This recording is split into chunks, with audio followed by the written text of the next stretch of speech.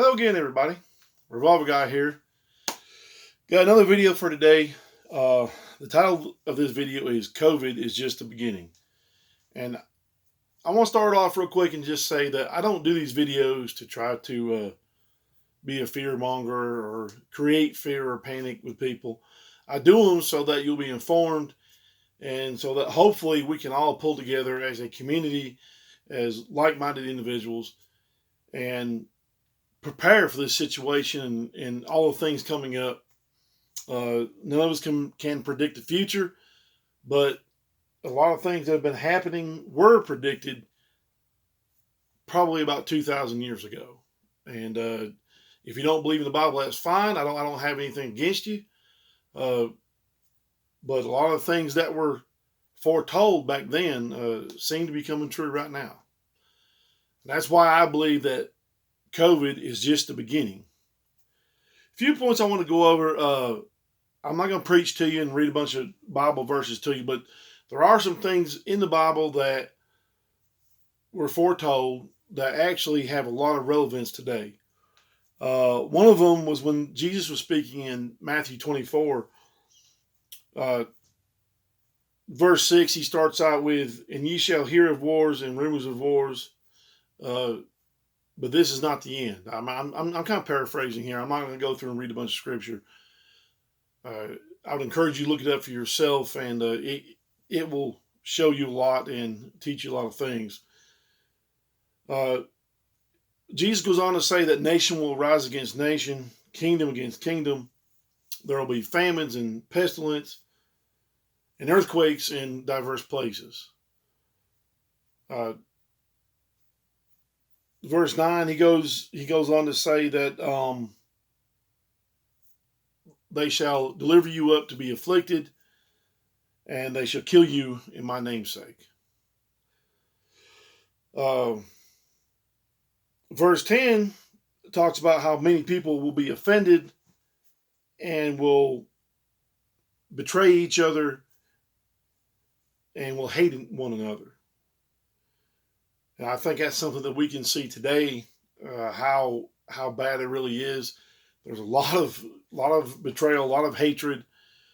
This country used to be so close knit, and everybody would pull together, no matter what happened. From the very beginning of the United States in 1776, we went to war.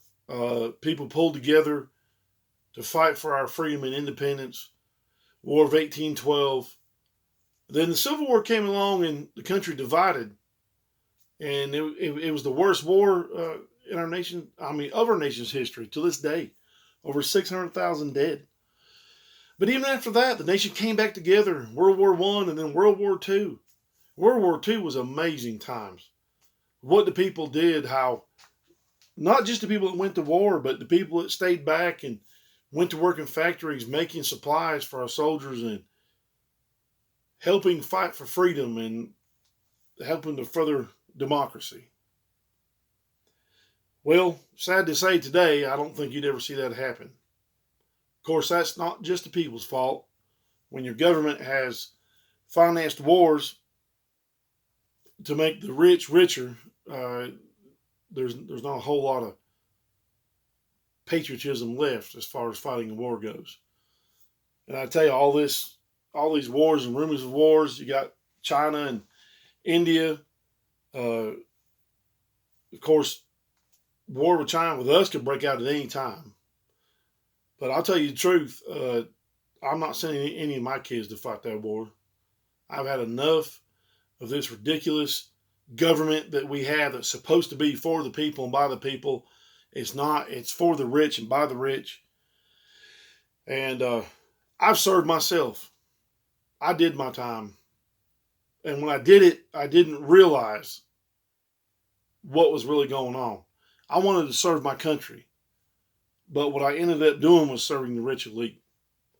And I will not have my children doing that. So with all this, you've got all these problems in the world now. Just like Jesus was talking about with the nations were rising up against nations, and that's been happening for a long time. But right now, it seems to be right at the peak of where this whole world's going to explode with all the things going on. You got China and Russia, who are very powerful now, militarily not as powerful as the United States, but obviously we couldn't fight on more than one front. So it definitely makes for a hard time when you talk about the United States trying to deal with things. And most of the wars and most of these military actions are all, like I said, for the rich anyway, so it doesn't even really matter. Of course, famines and pestilence. You got pestilence, basically disease, and right now this COVID, we have this. If you listen to the media, this is worse than the plague ever was. It's talking about how many people we're going to lose. I don't believe we'll lose that many. I don't believe that the book of Revelations, chapter 6, is being fulfilled yet, but it definitely is pestilence in diverse places. COVID-19 is pretty much worldwide. And although we're probably being lied to about a lot of it, it still just goes to prove of what is going on in the world and what more is there to come. Earthquakes in diverse places, earthquakes everywhere now. Earthquakes you never heard of being in places. So all this is going to come, and this is foretold 2,000 years ago, and this may not be the end. I don't know. I can't tell you what day everything's going to end. I can't put a date on it. All I can tell you to do is be ready, because I just don't see this thing going on much longer. You got in Revelation chapter 6, you got the 4 horsemen will come out, but that's going to be in the times of the actual apocalypse, the 7 years of tribulation, when you see the Antichrist and all the 4 horsemen. You've got the white horseman, who is the Antichrist. He has a crown because he's going to be a ruler. He's going to be a ruler over the whole world, a one world government. Something you're seeing right now that certain people want. They want a one world government, a new world order to rule. Of course, the red horseman, he's going to represent war and violence. And as this goes on, this war and violence is going to get worse and worse. The civil unrest we've had in this country over the last, well, it's been going on for a few years now, but really it's really ramped up over these last few weeks. And I'm afraid that you're just going to see that get worse and worse. You've got groups that would normally just protest and might even burn some buildings down. Now you see them arming themselves. So, unfortunately, they're looking for a fight, and all that's going to do is bring more violence, more war into this country right here. Well, you got the black horseman, who he represents death, obviously, and the pale horseman represents sickness and plague, and that's all stuff that is coming. And what's happened right now is nothing compared to what's coming. This is why we prepare. We prepare not to stop it, because we can't stop most of these events from happening. But we can prepare so that our loved ones and our friends and neighbors don't have to suffer as much, because you're going to suffer. We're all going to suffer. And, it's just an unfortunate thing, but that's just the way it's going to have to be.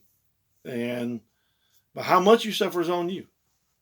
And if you're not getting ready now, if you're not doing stuff every day, I tell you, I really feel sorry for you, because I don't know how much longer we have, but I just can't imagine it being that much longer. I said it before this election.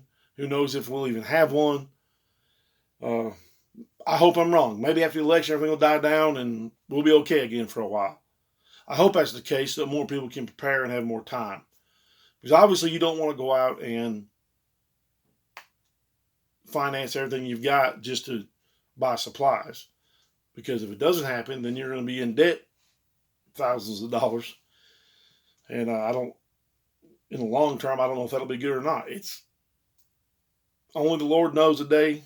And all we can do is prepare, be ready, be mindful of each other, make more friendships, put yourself out there, meet some like-minded people, because when we all get done, when all this is over with, or at least when it all comes, each other's all we're going to have, and we're going to have to work together to get through it the best way that we can.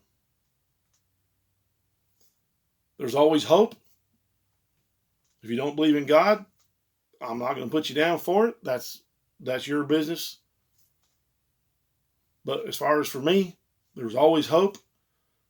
And as long as I have God on my side, I'm not going to worry about it. I'm not going to run around screaming, "Oh my Lord, the sky is falling." I don't have any worries at all. Thank you for watching this video. Please like and subscribe. Please, every day, work on something.